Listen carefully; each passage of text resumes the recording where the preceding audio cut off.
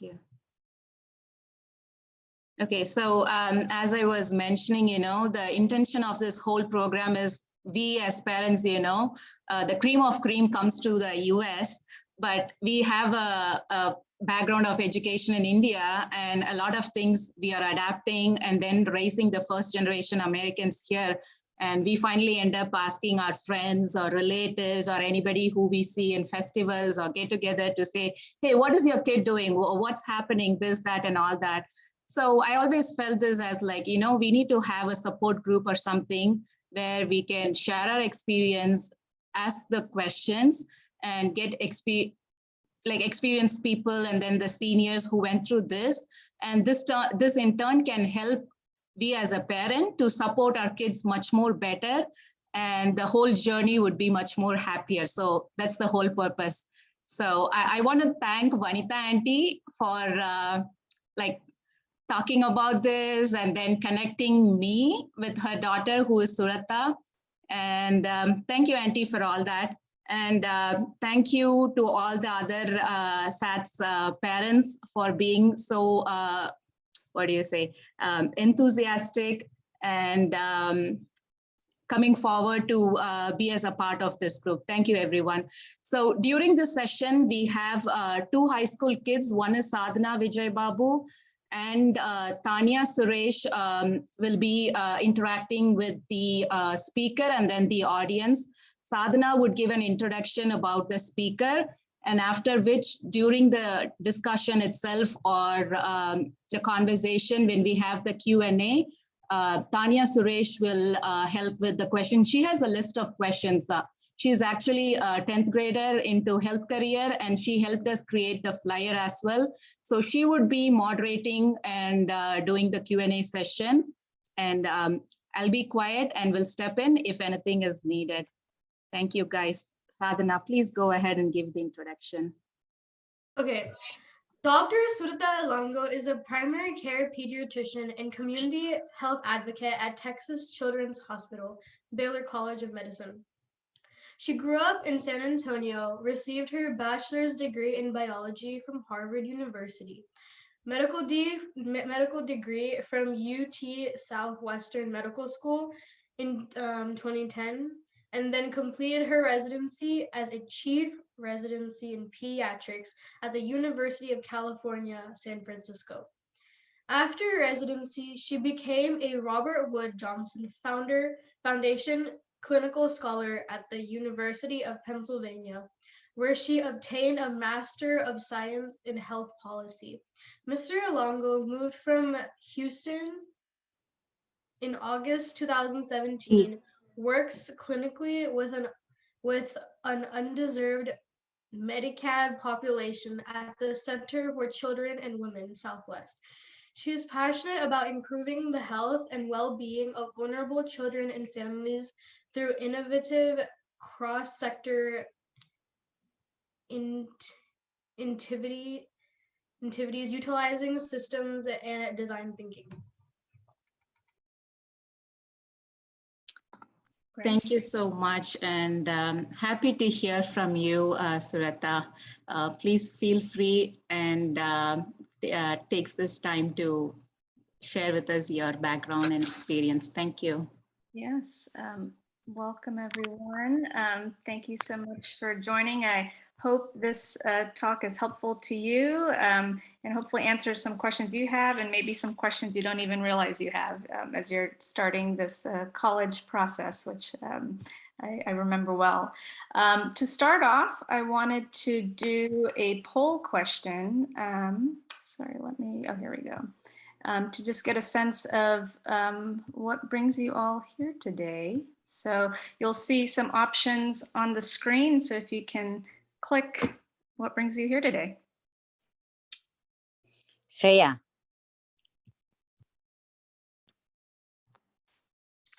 Just an FYI, guys, please mute yourself so that we don't have any other distraction. Thank you.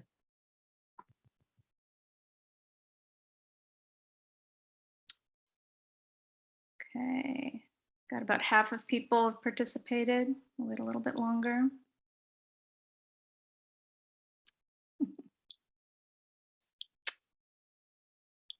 Okay.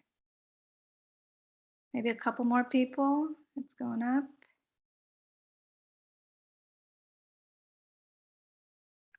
All right. Okay. It slowed down.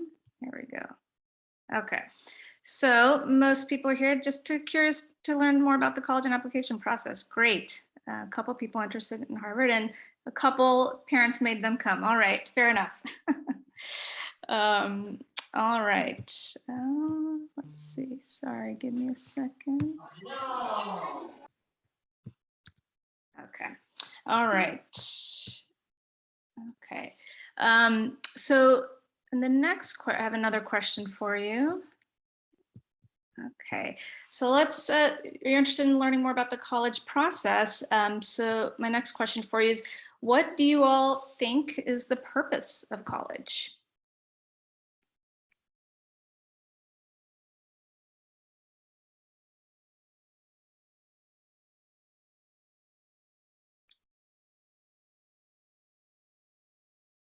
Okay.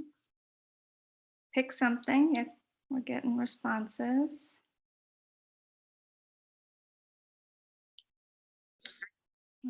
Okay. Got about half of people participated. Okay, well, we'll end here. Okay, so take a look. Okay, about 2/3 said purpose of college is to get a job. Okay, and then the next one was exploring and find yourself, and then kind of an equal amount of the others. Okay, so let's talk about each of those things. All right. Okay, so 2/3 said get a job. Okay, well, yeah, of course, it's the next step before you can get a job. But from an academic perspective, from kind of bigger colleges, I would have to say if that's your primary goal, there's a lot of ways you can get a job. And going to college, it's one of many different ways, but there are a lot of easier ways too. Like you can directly get into a job, you can go to associates programs, trade schools, all of those kinds of things. So if that is your primary goal, kind of be thinking about if you really want to put yourself through all of this stuff. But on the other hand, hopefully I'll share a different perspective of what college could be. And if that's something you're interested in, then by all means go forward.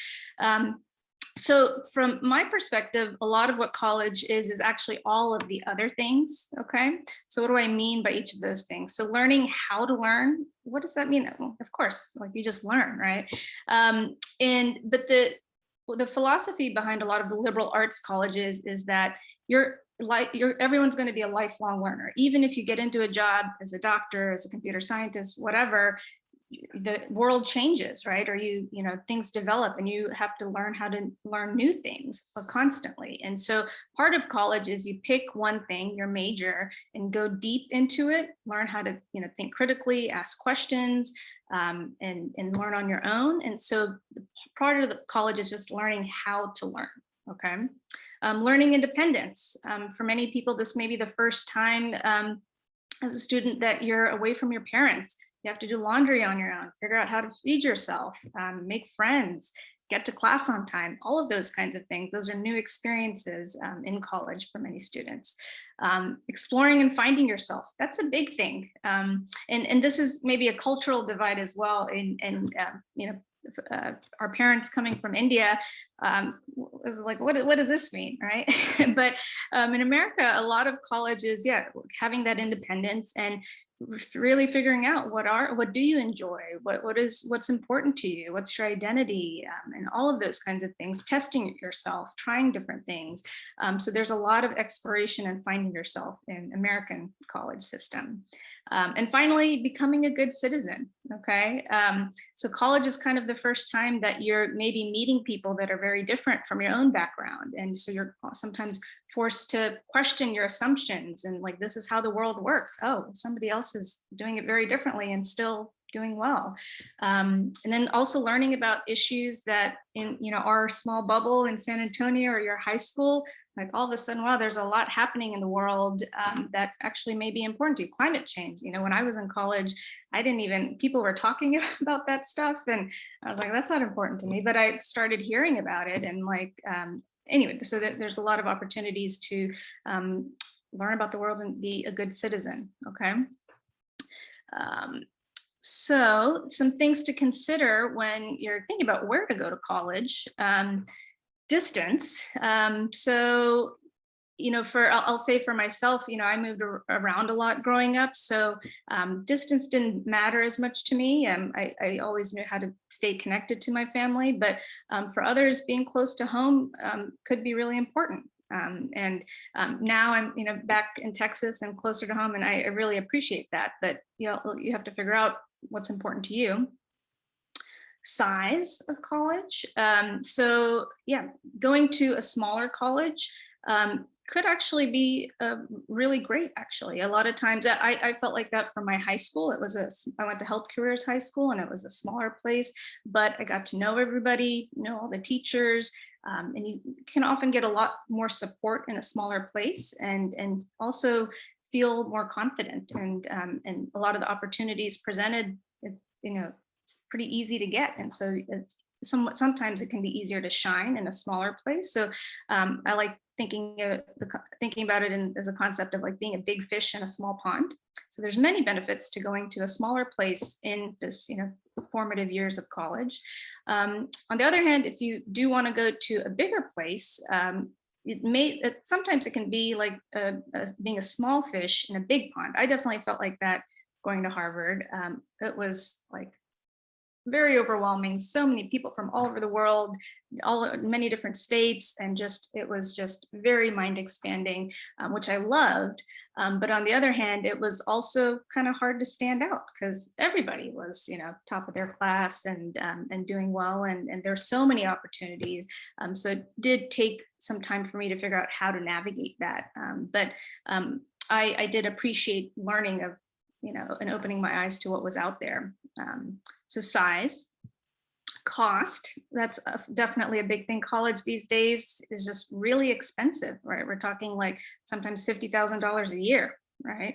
$200,000 for 4 years. But the important thing to keep in mind that many parents especially may not be aware of, their financial aid programs are huge. And even just in the past couple of years, I feel like every year there's a college that's all of a sudden rolling out a huge financial aid program, really to improve diversity on their campuses and really promote low-income folks from joining, because everyone deserves a good education.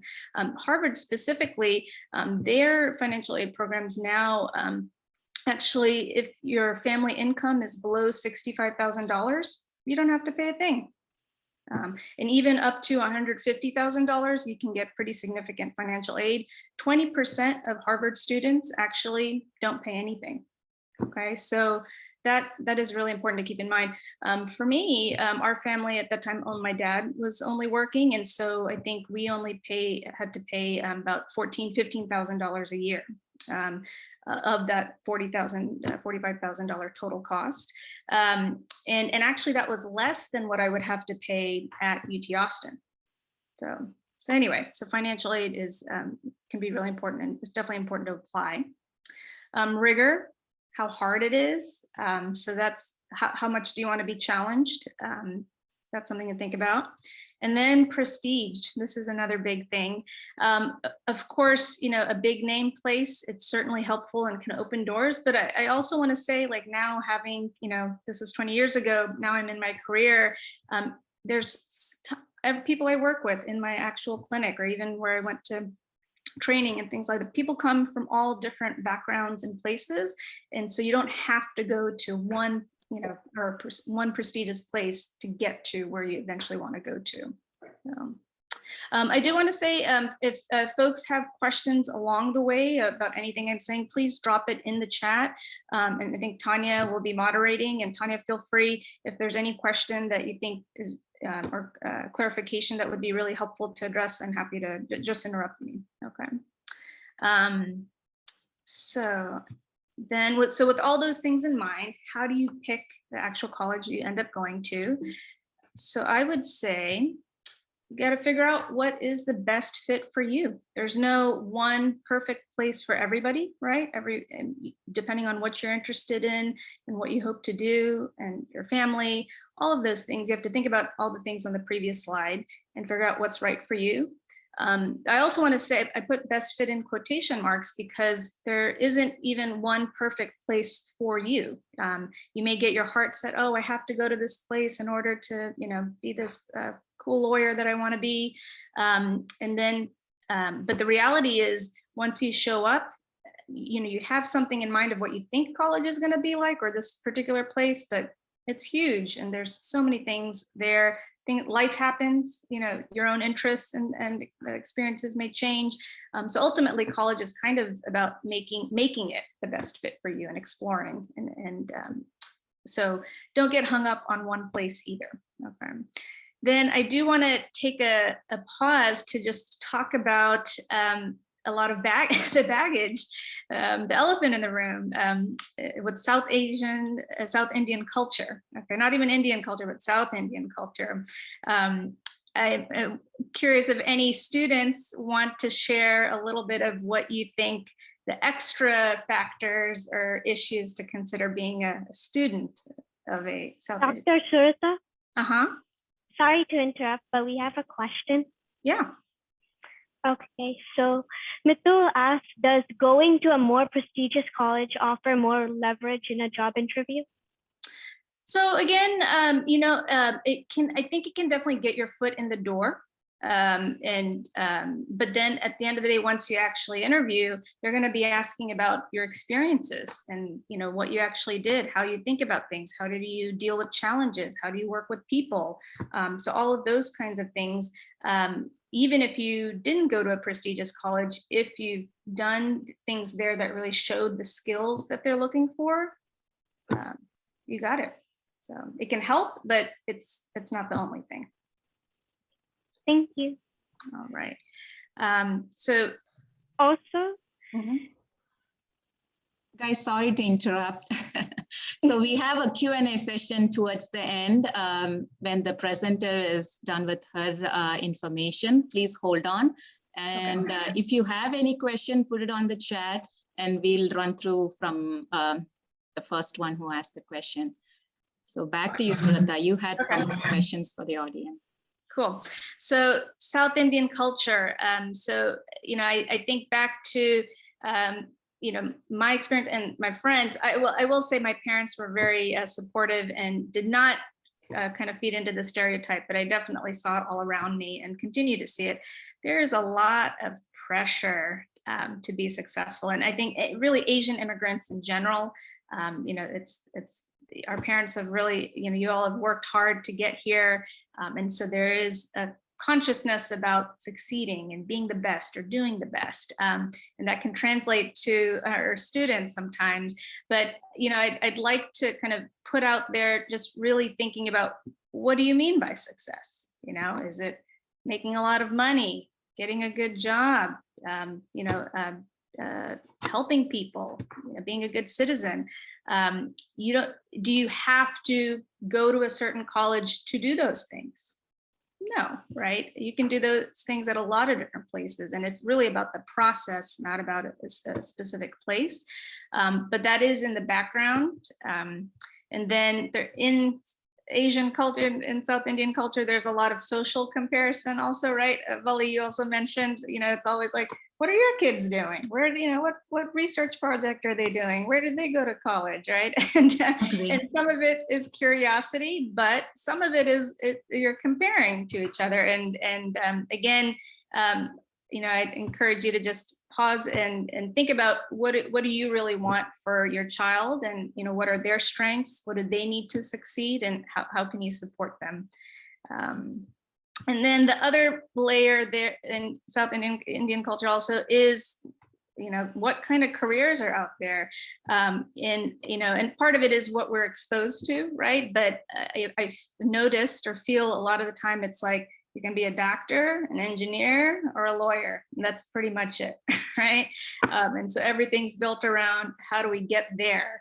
But now, having been out in the world, I've just been really kind of taken aback by realizing there's so many other career opportunities there, especially in the creative spaces, which is often not favored, writing, photography, and then, the nonprofit space. And there's, even within healthcare, there's so many different kinds of careers within that I had no idea of. So I do encourage students to really explore other careers as well, and really pay attention to what your interests are and be open to other careers.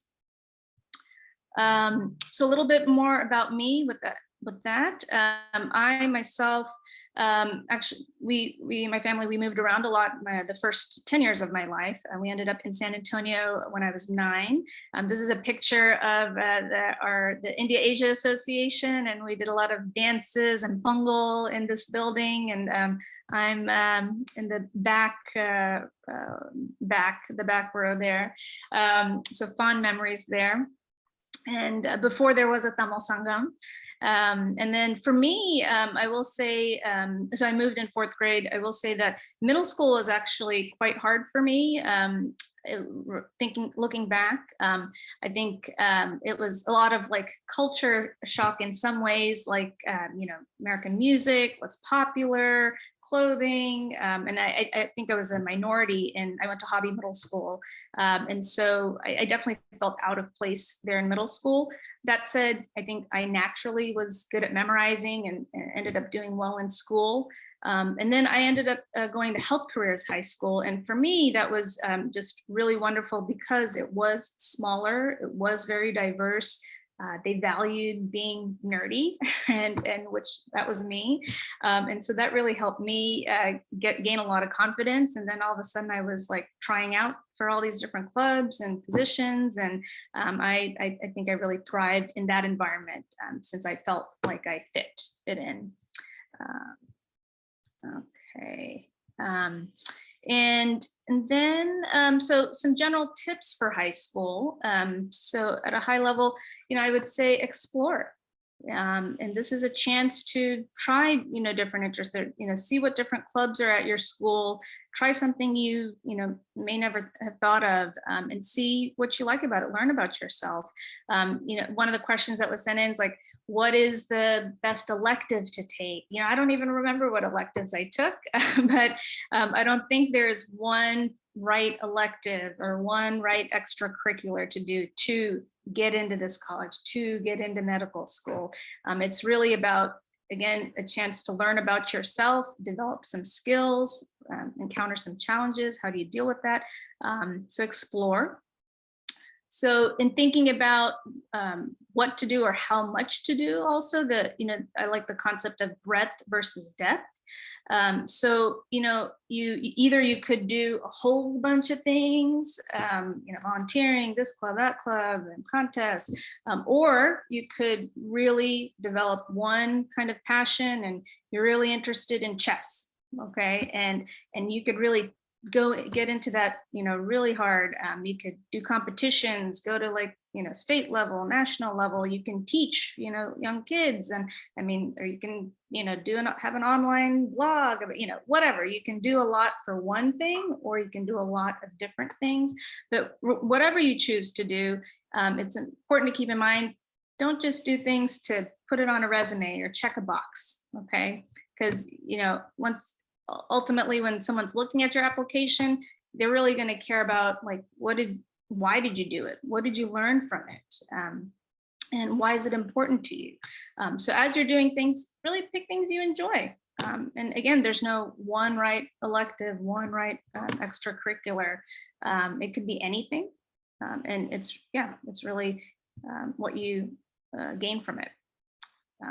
So ultimately, trust yourself as students.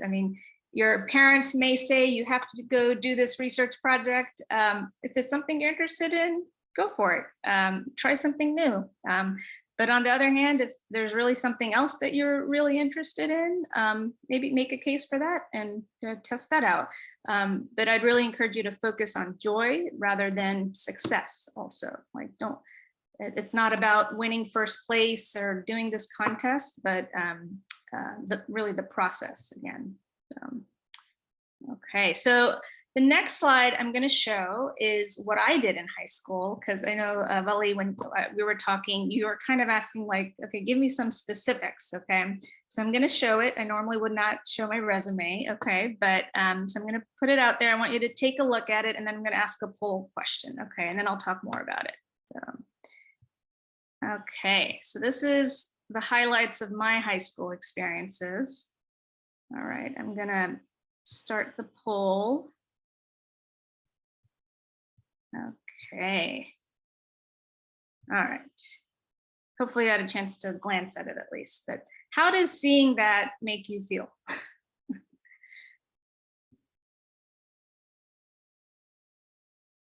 This is more for the students, but or I guess the parents too.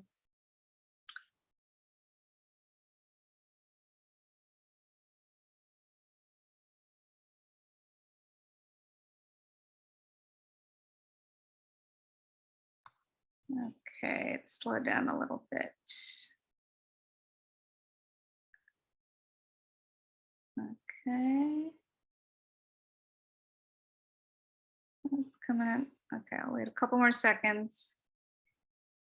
Okay, here we go. Okay, so we had the highest one was yikes, I'm already behind. Inspired, and a little bit of the pressure numb, and now I know what it might take. All right, so all right, yeah, so I'll share this just to give some concrete aspects, but I do want to say, like, again, it doesn't matter the what it is, but it's a matter of taking advantage of the opportunities available at your school. But in any case, so I was in a small school, a class of 229. I was ranked 2, the salutatorian. I did well on the SAT. I did take a SAT prep class that was offered through the school district, so that really helped me. I was a nerd, like I said, so I enjoyed like my classes, doing like academic clubs, doing contests. That was fun for me, okay? So yeah, I did a Latin club. One kind of unique or different thing in my history teacher in 10th grade, she really led she was the point person for something called History Fair, which is not something I was usually interested in, but she was a really cool teacher. So I got into it, and you could either do a paper, a documentary, or like acting out something about history. And so I ended up doing something on India's independence movement, and through it was a lot of fun. I ended up interviewing somebody in like the neighborhood in San Antonio across from ours who participated in it in the 1940s, and ended up writing a paper. And for me, it was really a great way to learn about my culture and history in a way that I wouldn't have just in regular classes. And I ended up going to nationals for that. And so that was in Washington, D.C. So that was really cool. And I also did HOSA, like a health contest, kind of like a quiz bowl. And the picture here is from my teammates. And then I, like I mentioned in high school, I got really involved in clubs. So, I was in student council and Latin club, and ran for stuff, and just really loved kind of leadership and giving back and organizing things for the school. I did a lot of volunteering. Camp was something that in our high school, Health Careers High School, a lot of my classmates were doing it. So that's kind of why I did it. It was a camp for children with disabilities. So really learned a lot and had a lot of fun, and did a lot of other volunteering activities. And then my Indian culture was also really important to me. And my mom put me in Bharatanatyam classes. And so I really enjoyed all those performances and kind of learning about the culture through that. I do interviews for Harvard, and I will say, what they're looking for is there's like a section on academics, and like, if you're going to a bigger college, it's about learning and like curiosity, and so they are looking for some interest in that space. And again, it could be anything. You could be interested in like learning about the moon, and like, going full into that, but it's some level of you want to learn about stuff, okay? And then there's another part about the interviews are just getting a sense of the extracurriculars. They're not, again, looking for specific things, but like, were you just participating, or were you actually like getting more involved or taking a leadership role, or, you know, doing something more? And then there's another piece for the interviews is just kind of asking about personal character. Would you want to be a roommate with this person? Was it fun to talk to them? So that's kind of all that Harvard interviews are looking for. So again, it doesn't matter what you do, but like if you're interested in doing it, have fun with it. So ultimately, when I was, it came down to picking where I wanted to go. Financial aid was really important, and as I said, like actually, Harvard was actually the cheapest place for me to go. And then I had the opportunity to visit the 3 places I got into, and I actually just fell in love with the campus and the energy. It's kind of residential, but there's people walking around a lot, the big trees. I just fell in love with the energy. And so I think visiting is really important because you can get a sense of like, yeah, do you feel like you belong or fit? Okay. And then a little bit about my Harvard experience. So like I said, I just love the energy of Boston. I didn't have a car, and just seeing people watching, lots to do, and things happening all the time. I loved all of that. Like I said, it was eye-opening.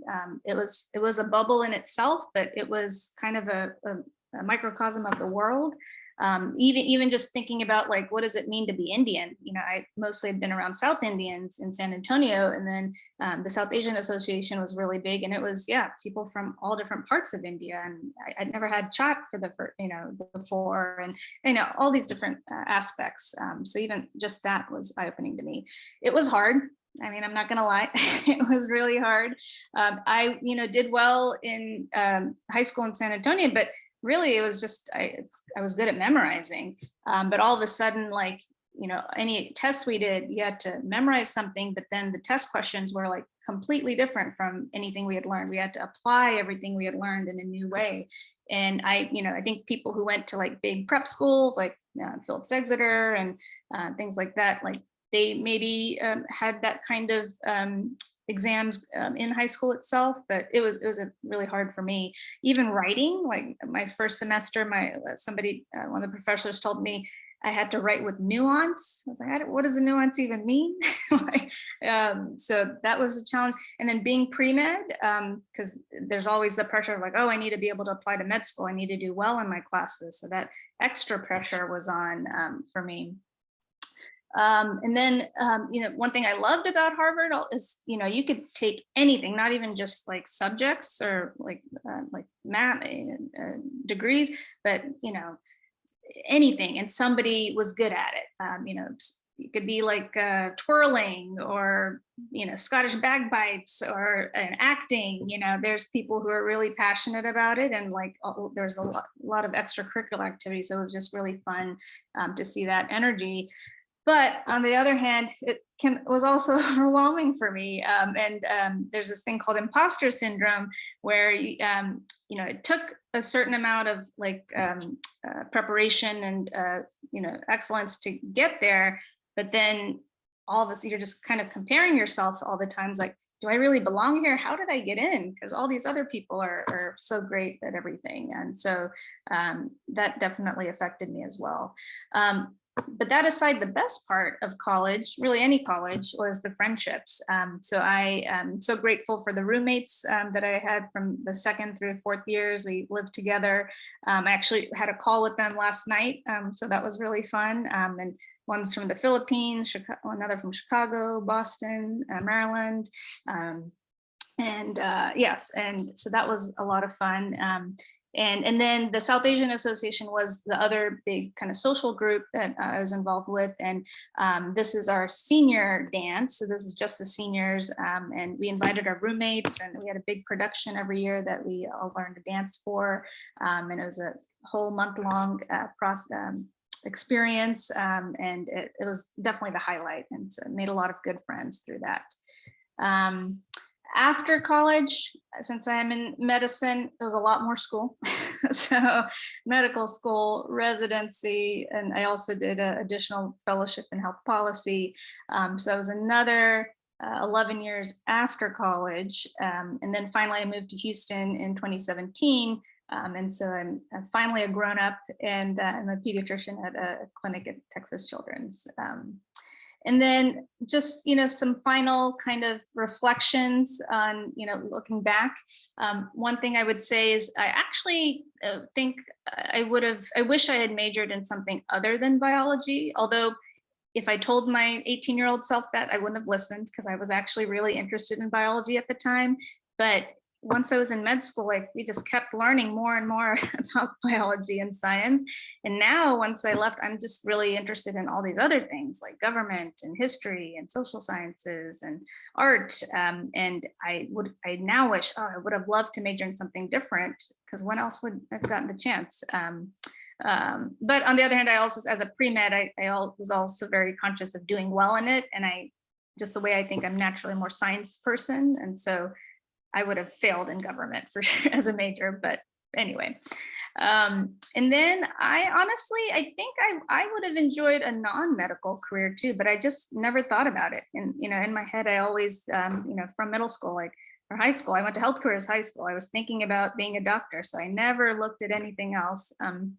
But since I did the health policy program, I just, a lot of my experience in Houston, I do a lot of community-based work. And so I've just met some amazing people doing some really cool stuff in jobs I'd never even heard of, in the nonprofit space and public service. I think there's a lot out there that I didn't know about. So I encourage you all to explore those again.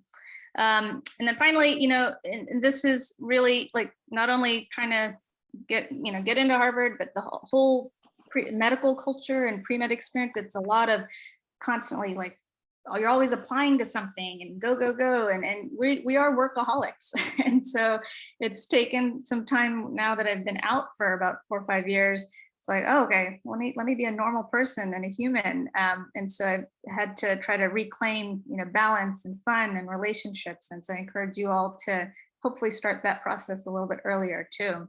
And the ladder of success, once you do well in something, getting to Harvard, all of a sudden, there's all these other things I can do, and I can apply to more stuff. And so it just keeps going and going and going. And it's when do you stop?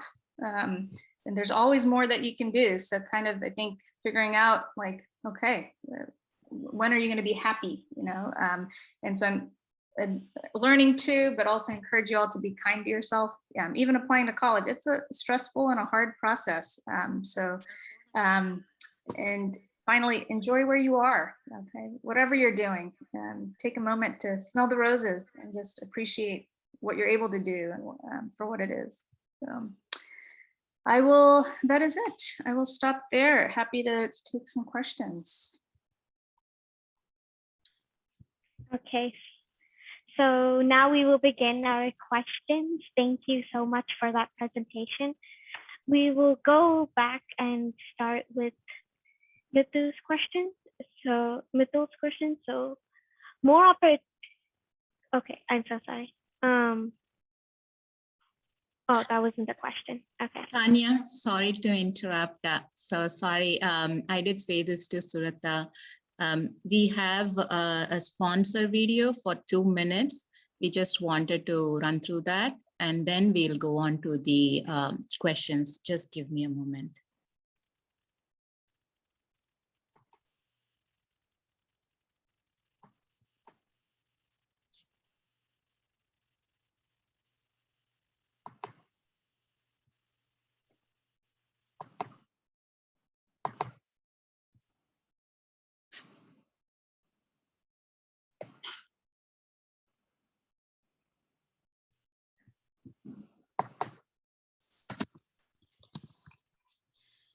My name is Megan, Area General Manager of Rhodes Driving Schools. Rhodes is a full-service driving school providing teen drivers training and specializing in adult classroom and in-car instruction. We also provide the official DPS road examination, which is specifically designed for adults. If you're an adult and in need of a driver's license, the process is simple. Step 1, if you've never taken a driver's education course in Texas, the only requirement is a 1-day, 6-hour class. We host these classes in person or virtual through Zoom. This class allows you to obtain your Texas learner's permit. Step 2, if you need private in-car driving instruction, we offer a 6-hour package. This ensures that you will be prepared to pass your DPS road exam. First, you'll have to stop by the DPS to get the official permit, but don't worry, we'll go over all the details with you after class. Step 3, once you finish your driving lessons, you don't have to wait in line with DPS. We will conduct the official road examination at our office. You'll be using our specially equipped vehicle and testing with Mrs. Gonzalez or with Mr. House. Step 4, we will give you a sealed envelope to take to the DPS and they will issue your driver's license on the spot. Start to finish, the whole process can be completed within 2 weeks. Call one of our locations at 210-680-3980 and we will set up everything for you and get you on the road soon. That's all there is to it. Let's get started today. Thank you all for your patience. Over to you, Tanya. Please conduct the Q&A session. Okay, thank you. Okay, so I actually had a question I wanted to ask. One of the questions was, what would you say would be more beneficial, shadowing other doctors or volunteering at other hospitals? Are you talking about as a high school student? As a high school student, yes. Yeah, so, honestly, I would say it's tricky.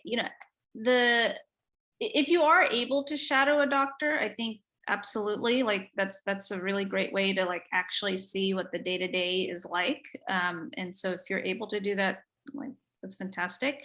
Volunteering at the hospital is a little bit tricky because honestly, a lot of the bigger programs that are available are pretty limited. Like you may be doing something called Child Life, where you're kind of working with kids to, do some fun activities to make their experience a little bit better in the hospital. So you have a little bit of interaction, but there's a lot more that's happening in the hospital that you're not going to be able to see. And now with COVID, most hospitals are really strict about what you can actually, how far you can get in and what you can actually do.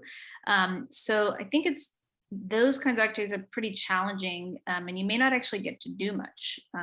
So I would, but being a doctor is not just about, like, again, science, memorizing stuff and that kind of thing. And so it's really more about relating to people and those kinds of things. And so really, there's any other kind of volunteer activity, I think you can learn a lot and you can still be learning skills that are important to being a doctor.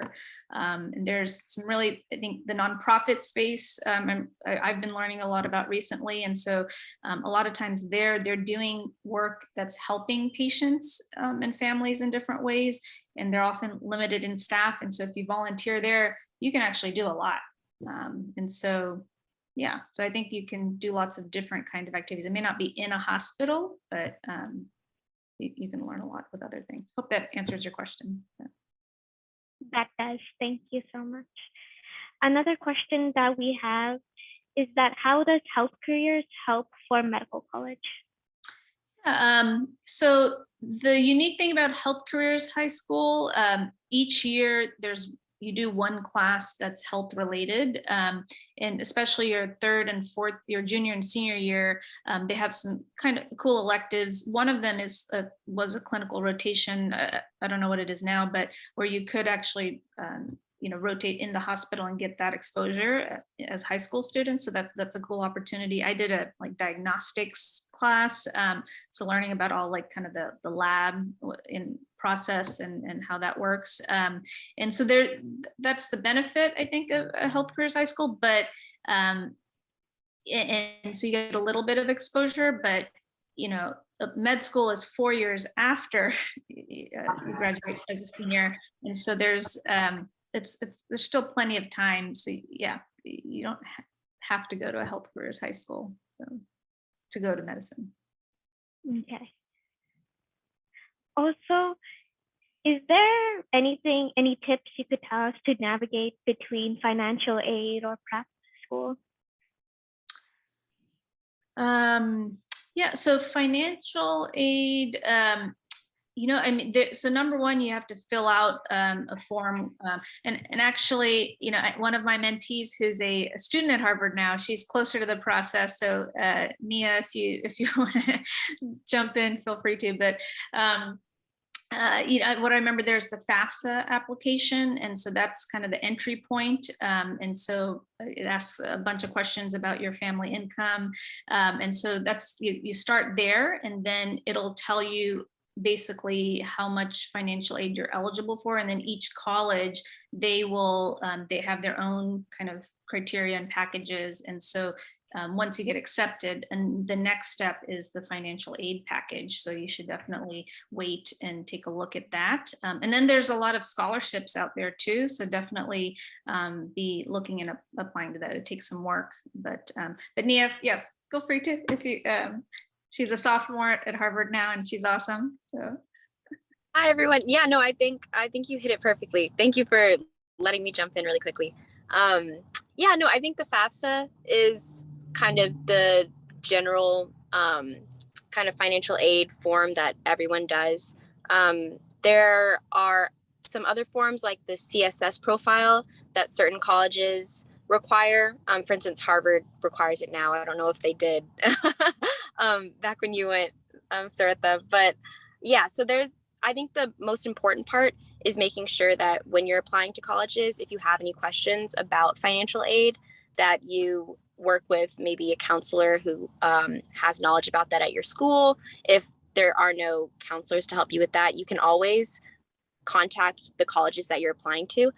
Usually their financial aid offices are more than happy to help students navigate, what forms are necessary, whether that's the FAFSA, if they require the CSS profile, or any other special kind of forms. But just making sure you get out ahead and asking those questions early.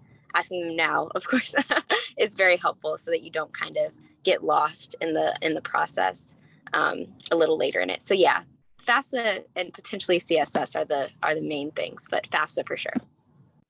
Thank you, Nia. Thank you for that. Prep school, I don't know if I answered that question, or Vali, if you want to expand on that. Yeah. I did hear, Suratha, during your presentation that you did feel overwhelmed when you went to school, because you did see other kids who are coming from a background where they were like really prepared for it, going to like a popular prep school. I don't know how it works. So is it something that you can share with us?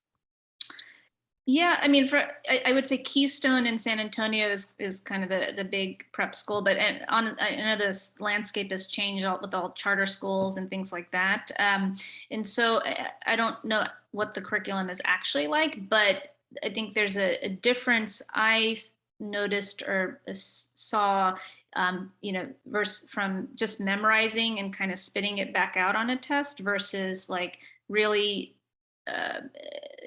forcing you to use critical thinking skills and kind of applying things on a higher level, it seems like the prep schools may do more of, but that's an assumption. Yeah, or Nia, I don't know if you have seen things differently, but yeah. I'm not sure about the prep experience. What's that? Oh no, I was just saying I'm not sure very much about the prep school experience. I'll say I definitely didn't come from that kind of environment. And I think that, meaning an environment like a school where there was that preparation, kind of like the tests you talked about and things. So yeah, I don't know, like personally, I think in my experience, I had a similar experience to you, and kind of that like, oh wow, it really is testing like comprehension and how you can apply what you're learning in classes, not just, what's the formula for this thing, or, you took science classes. I'm actually a government concentrator, so I do a little bit less of that, more of the writing with nuance. But yeah, I think it can be a challenge, but I think no matter what school you're coming from, I think what Saratha was saying before, like that intellectual curiosity and kind of like making sure that you're kind of doing things that you're passionate about and the things that you're learning are interesting to you. I think just doing your best in those subjects and like really diving deep into that. Normally, like there are supports for you at whatever college you end up at. So as long as like you're putting the work in and you're willing to reach out when you need help, and you're really interested and passionate about what you're learning, normally there are supports in place to help you. So I would try not to worry too much about not feeling prepared because you don't come from a prep school environment. I didn't come from that environment, and I definitely think that me and other students like me have found lots of resources, I would say, to help. Thank you. Yeah, thank you. And as a parent, I know the question of what school you send your kids to, I'm a strong believer in public education. So I fully support that, and the diversity of, students that are there. Prep schools tend to be a lot more, financially well-off folks, and that's, a microcosm of the world. So I'm a strong supporter and believer in public education. So I'm very happy I went to Health Careers. Okay, so our next question was, what was the SAT score range among students in Harvard? Gosh, I don't remember. Nia, do you? I don't recall. I know that there's information you can look on Google. I will say Google's not always the most accurate, but I think that there's definitely a range. Yeah, the information is somewhere out there. They might have it on their website, like the general like percentile of students, but students get into schools, not just Harvard, but other selective schools without meeting that percentile range. So I think it just depends a lot. Obviously, they want you to be prepared academically and able to handle the rigor of the school, but I think another large part is showing that passion and interest, and just that intellectual curiosity. I guess that's the best way to say it. So yeah, it's a range. Don't focus too much.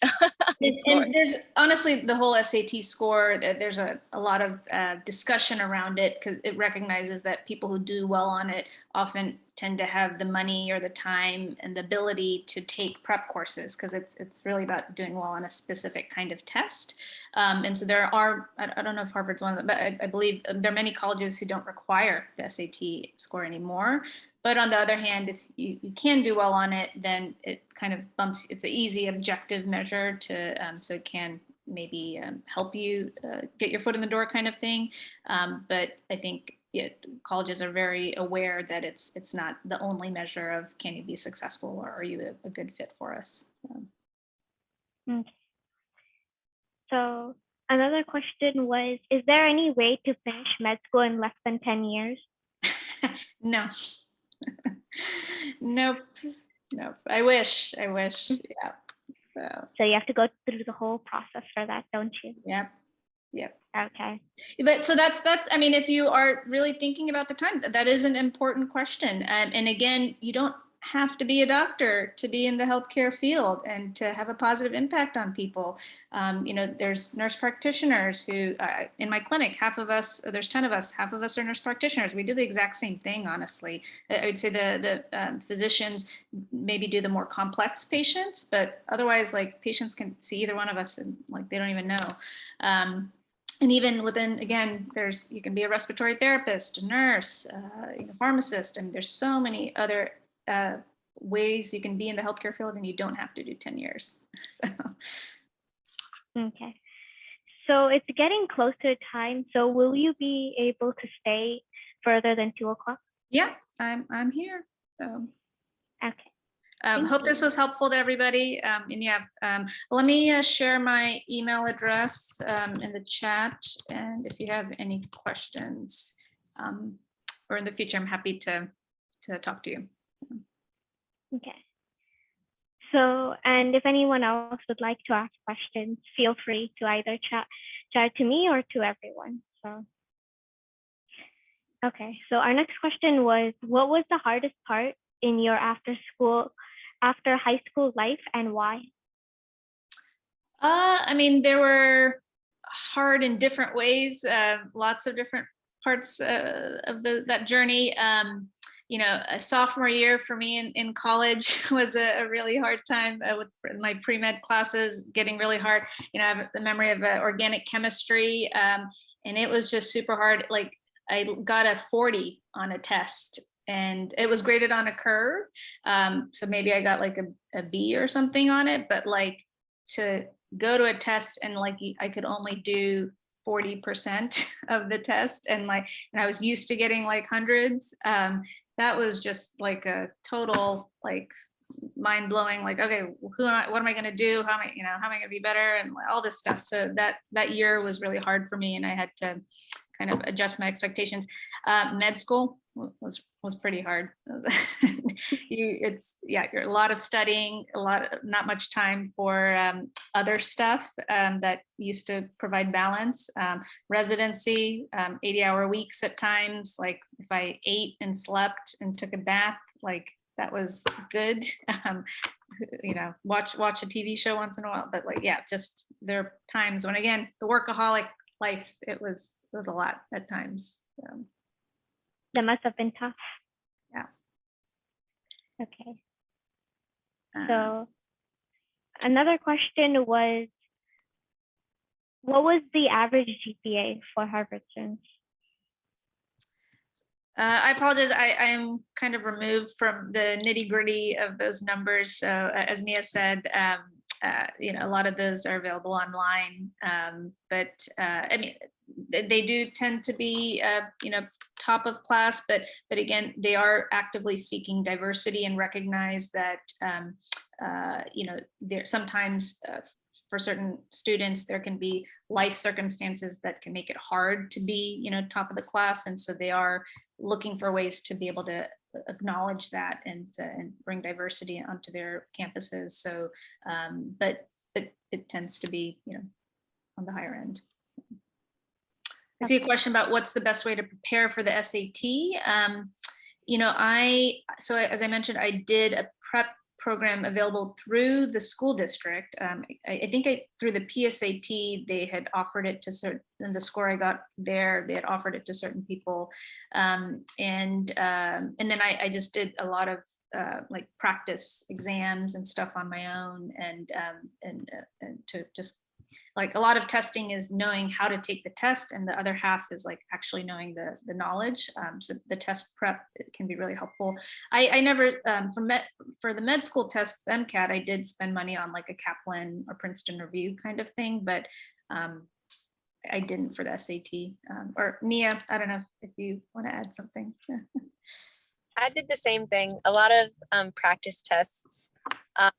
I think what you said was perfect. The SAT is one of those tests where it really is learning how to take the test, because of the fact that it's timed and you're sitting and it's kind of pressure, or a situation with a lot of pressure. You feel maybe a little bit nervous. So I think practicing the exam, actually sitting down, timing yourself, and going through practice exams is one of the best ways to prepare for it. Okay. Our next question is, what do you think is the most important thing that universities and colleges would look for? Yeah, kind of what I was saying earlier, so like as I do interviews, there's really the three categories, academics or some kind of intellectual curiosity, as I was saying. Are you interested in learning? You want to learn more, you want to major in something, write a thesis, so like, are you actually interested in learning?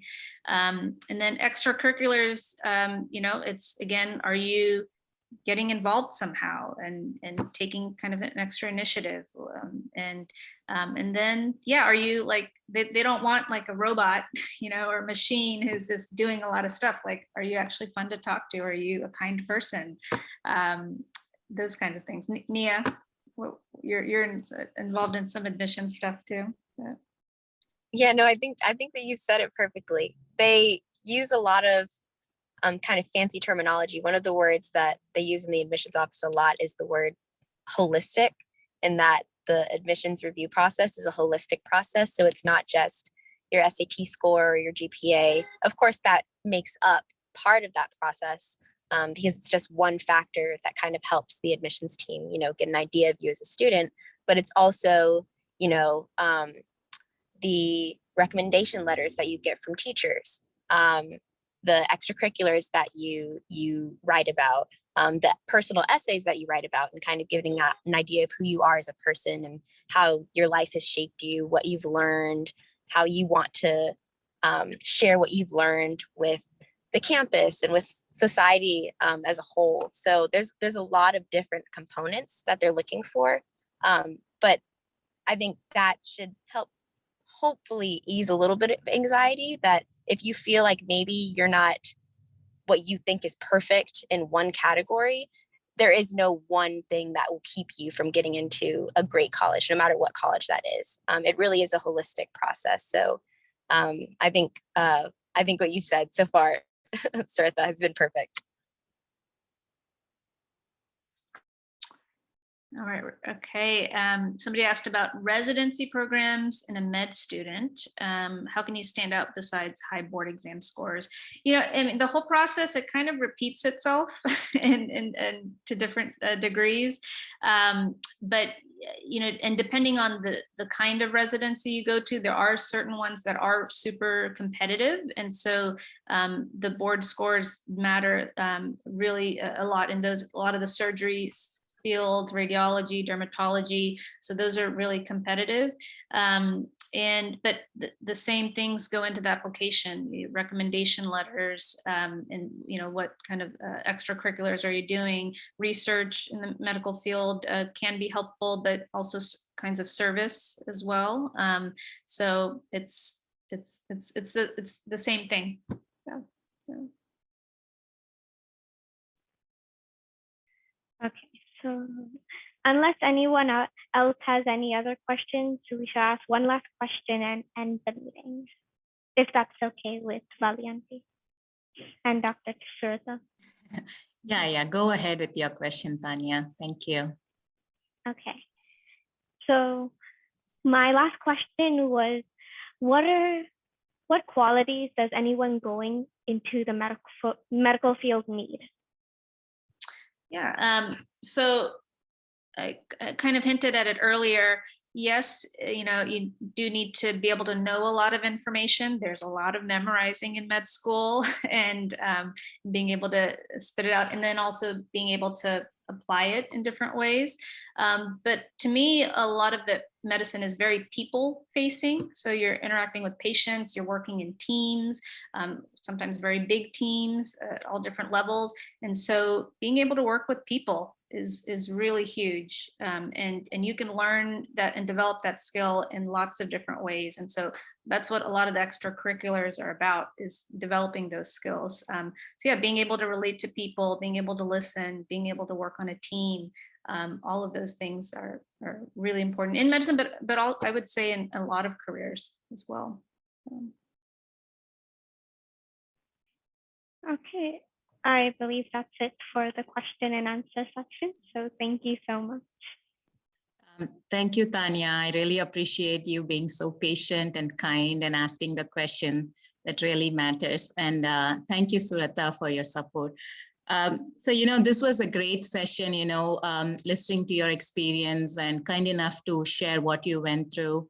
And do support us moving forward, because we are raising first generation Americans here, being a parent, and is there a way, like, being a mentee to our kids? I know you were talking about Nia and you being her mentee, but like, what do we do to inspire our kids? Sometimes, it just, they don't want to hear us. Well, and it goes both ways.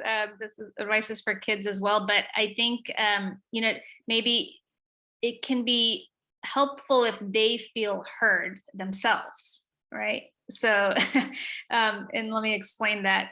So, you may be saying like, you need to do this, right?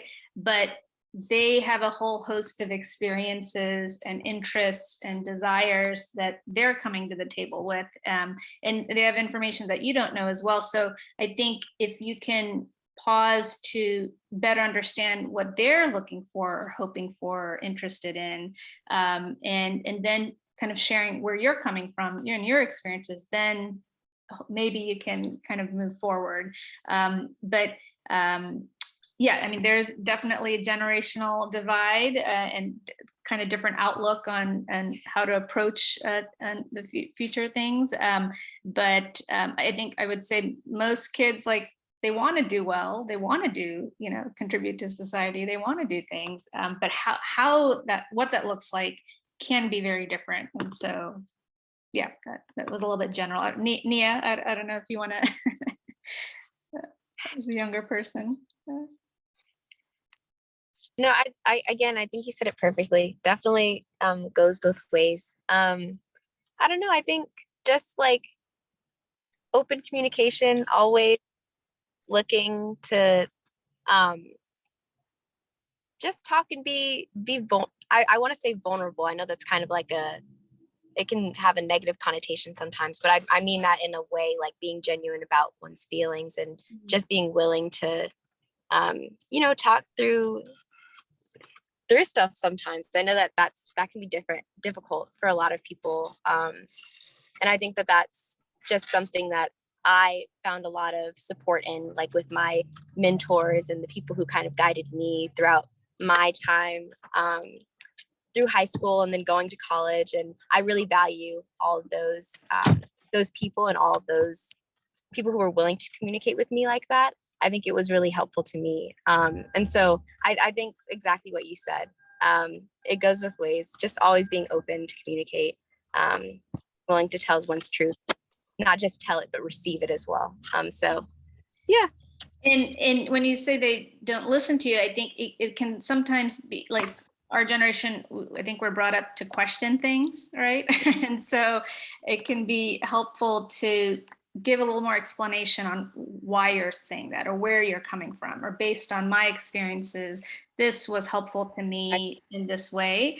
And they can be like, well, I don't have to worry about that because blah, blah, blah. Like, I would like to take a risk and try this, and I'm really interested in this for this reason, so give them a chance to share that. But the more kind of background you give can be helpful. And I think you have to really think about, like, what are you actually talking about? Is it like you need to do, I'm making up examples, but you need to do this research project, and is it like, because I want, to seem successful to my friends, or because I think this is the only way you're gonna, be able to get into the, college, or, well, yeah. What we're trying to do is like, okay, I want, really what the kid needs to do is be able to learn and and explore things, but does it have to be in a research project? Could they do that in a whole, like I have my friend Mega on here who does character animation before with DreamWorks and now at a startup, but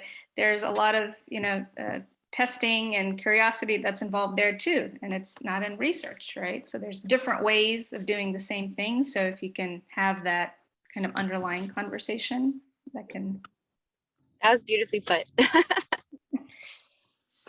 Yeah, sure. Thank you, Suratha. This has been more like a family conversation, it felt very close to heart and being very nice. I really want to thank your mom and dad, they were generous enough to connect me to have this time with you. Thank you, Auntie and Uncle. You have anything to share with us? Yeah, actually, yeah, that question can go to them too. I would say they were both very supportive of me growing up. I never felt like a pressure to do certain things with them. So I kind of feel like they're unique in that way. But yeah, Mom and Dad, if you want to give some advice to. My part, I can say, like, I always wanted to give Suratha the chance to, I mean, whatever is her interest. And I didn't really, definitely, I agree with Valli that in Indian culture, it is always the pressure. You have to be the good. You have to be at the top. So that is the only way we were taught to go to the school and then learn things that way. But that kind of, when I came here, I realized, that kind of, memorizing and spitting it out without analyzing, you are just, reading, and then whatever is in the book goes to your test or your exam answers and things like that. I didn't like that. I realized, there is more to the thinking process than, just somebody is saying, so I have to do this. So I did not like that. So that's the way, I said, I'm going to stop my way of, or my parents, how they brought me, and I want to give her the chance to choose. And I'm sure I'm in a different environment. I am no good to tell her what to do. So I stopped that. I kind of encouraged her in all her, and she did good too. So one thing, I have some parents having difficulty with their children not doing well in the schools. So those parents definitely need to spend more time, but I didn't have to do that with Surata. So that's my luck. Other than that, definitely I encourage parents to listen to the kids, what they have to say. There is a lot going on out there without our knowledge. So I would like to listen more from the kids and then convince them. If you are thinking they are doing something wrong, definitely convince them why it is wrong, why you are saying you cannot do that. So give them the reason, then they can think for themselves. So that is a very important part of my argument with Surata. Is always, I will tell my point and let her, come up with her answers. So then, I'm trying to convince her, this is why I think this is right. So that is very important part of, not in the younger age, at least in the high school ages, they are picking up a lot from the school environment, right? That, I'm not exposed to that environment. So I would like to give the kids to come up with some answers on why they want to do what they are liking to do against your parents' wish. Mainly, parents are focused on education, but there are a lot more things they can do if both can agree on things. So yeah, and my mom brought up a point, so I was naturally good at memorizing. So I had a certain kind of success in school, but that's only one kind of success, right? So students, your kids can be talented and strong in many other ways. And so I think if you can help foster that and promote that and allow them to succeed, they'll gain confidence and kind of do well in their own way. Thank you so much. It's like what, 2:15. Thank you, Surata, and thank you everyone for this time. And we have another session planned next month. So I would request you all to give the same support and take it forward. Thank you, everyone. Auntie, before we end the meeting, we have one more question. Sure, go ahead. Okay. So if Harvard looks for if a person can handle the rigorous curriculum, does it matter which high school we go to, whether it's health careers or public school? So, I mean, it's hard for them. They're looking in different ways for being able to handle academic rigor. So they're looking at all the different pieces of information they can get. So sometimes, yeah, SAT scores, test scores can be helpful, AP exam scores. But then again, if there's ways you can, some of the contests I did, or like the history fair, or, there are other ways of showing that you're challenging yourself academically and kind of can pursue that kind of thinking. So Nia, if you want to do that. Yeah, if I understood the question correctly, it's kind of like, is the question like whether it matters what school you go to, based if that will determine whether schools like Harvard think you're prepared? Whether or not the school, will it matter to Harvard, for instance? What school you go to, will that determine how prepared Harvard thinks you are? Is that the question? Not Harvard only, but selective colleges. Yes, that's the question. That's a really good question. I think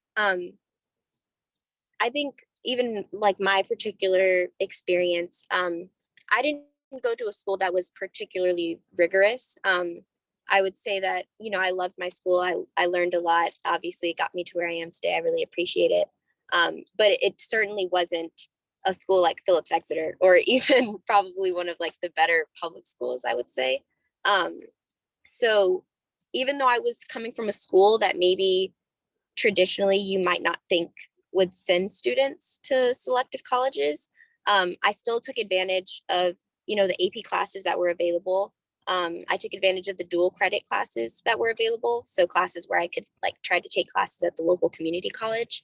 And what I did was basically just show to, you know, the schools I was applying to that even though I might not come from, you know, a school with all the different AP classes and maybe it wasn't the most rigorous, you know, I made a point to make sure that I was challenging myself.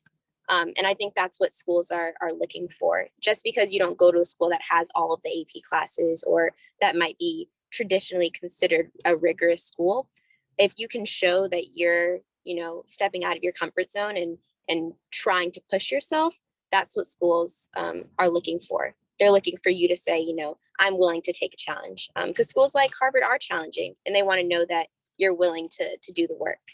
So hopefully that's that's helpful. Yes, that is. Thank you so much. And I promise that's the last question there is. And I will now hand it over to Valianti. Oh, that's pretty much. And I think we are end of the session. Thank you, everyone. Thanks for your support and keep supporting. And Surita and your friends, please help us. And thanks for your kindness to answer our question and support us through the journey if we have any questions with you guys. Thank you, Nia, for answering questions too. Appreciate it. Of course. Thanks for having me. Good luck, everyone. Thank Good you. luck, everyone.